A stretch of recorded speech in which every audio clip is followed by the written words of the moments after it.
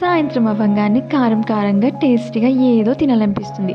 బయట చూస్తే అన్నీ అన్‌హైజీనే. అదేదో ఇంట్లోనే ట్రై చేద్దాం అనుకుని గోబీ పకోడీ ట్రై చేశా. ఎలా చేశానో మీరు చూసేయండి. ముందుగా మీడియం సైజ్ కాలీఫ్లవర్‌ని చిన్న చిన్న పీసెస్‌లా కట్ చేసుకొని, దాంట్లో కొద్దిగా వాటర్ వేసుకొని, కొద్దిగా సాల్ట్ వేసుకొని ఒక 2 మినిట్స్ పాటు బాయిల్ చేసుకుంటే సరిపోతుంది. 2 నిమిషాల పాటు బాయిల్ చేసుకున్న కాలీఫ్లవర్‌ని ఇలా వడకట్టుకొని 2 మినిట్స్ పాటు చల్లారాక మనం ఒక గిన్నెలో ఈ కాలీఫ్లవర్ వేసి ఇందులో కొద్దిగా ఉప్పు, కారం, పసుపు, ధనియాల పౌడర్, కొద్దిగా జీలకర్ర ఇవన్నీ వేసి 3 స్పూన్ల శనగపిండి వేసి కొద్దిగా నీళ్ళు కలుపుకొని మంచిగా కలుపుకోవాలి.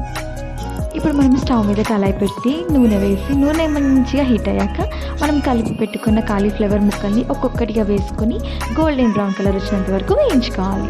మంచిగా వేగిపోయాక మనం సర్వింగ్ బౌల్లోకి తీసుకొని సర్వ్ చేసుకుంటే రెడీ.